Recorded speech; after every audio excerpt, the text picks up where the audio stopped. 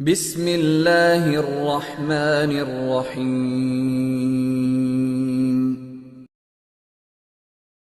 ایک نوجوان کی بات سناؤں جس کو جوانی کے عالم میں اللہ نے اپنے محبوب صلی اللہ علیہ وسلم کی 100 مرتبہ سے زیادہ خواب میں زیارت نصیب فرمائی۔ ایک مرتبہ اس نے اپنے آپ کو دیکھا کہ وہ ایک بچے کی مانند ہے اور نبی علیہ السلام جیسے باپ ہوتے ہیں بڑے آدمی اس طرح ہے، اور وہ بچے کی طرح نبی علیہ السلام کی ران مبارک سے لپٹ گیا اور اس کو محسوس ہو رہا ہے کہ اس کا دل خوب اللہ اللہ کر رہا ہے۔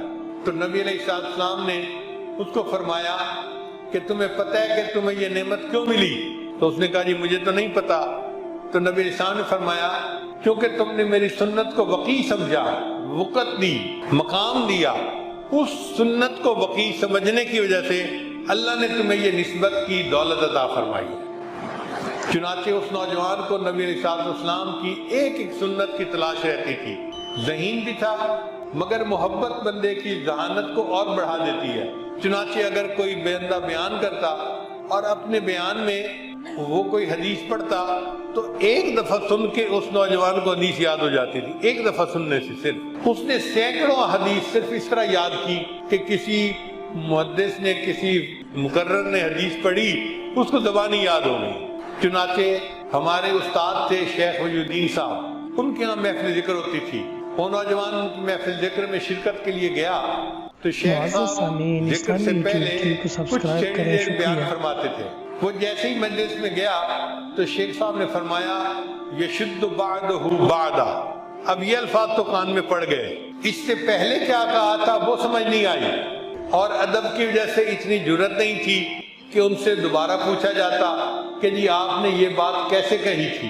اب وہ نوجوان یہی سوچتا ہوا آیا کہ یہ حدیث مبارکہ ہے تو اس سے پہلے والے الفاظ کیسے ہیں۔ اسی خیال میں وہ آ کے اپنی یونیورسٹی کے کمرے میں سو گیا تو خواب میں نبی علیہ السلام کی زیارت نصیب ہوئی، اور نبی علیہ السلام نے یہ الفاظ فرمائے بیٹے میں نے یہ کہا تھا المؤمن للمؤمن کالبنیان یشد بعدہ بعدا۔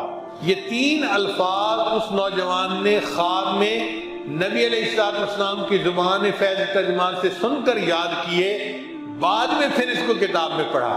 صبح ہوئی تو مدرسے کے مفتی صاحب کے پاس گیا اور کہا کہ مجھے یہ خواب آیا ہے اور یہ الفاظ مجھے ایک بزرگ کی زبان سے سنے تھے اور یہ الفاظ مجھے خواب میں بتائے گئے ہیں۔ وہ کتاب نکال کر لائے اور انہوں نے حدیث پاک کہی کہ یہ حدیث پاک ایسی ہے المؤمن للمؤمن کالبنیان یشد بعدہ بعدا۔ پھر اس کے بعد فرمانے لگے کہ تجھے خواب میں نبی علیہ السلام نے جو بیٹا کہا ہے تمہیں پتہ ہے اس کا کیا مطلب ہے؟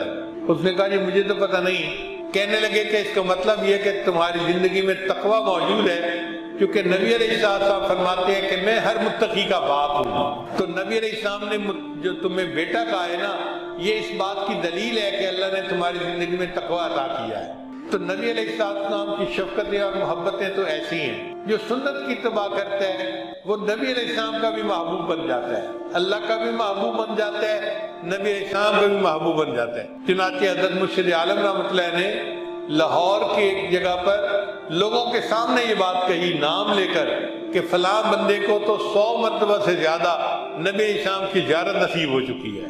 شیخ کی تصدیق ہو جانا زندگی میں یہ اللہ کی بہت بڑی نعمت ہوتی ہے، مگر اس کے پیچھے اصل وجہ کیا تھی کہ ہر عمل چھوٹا یا بڑا اس کو سنت کے مطابق کرنا تھا، ہر وقت سنت کی تلاش رہتی تھی۔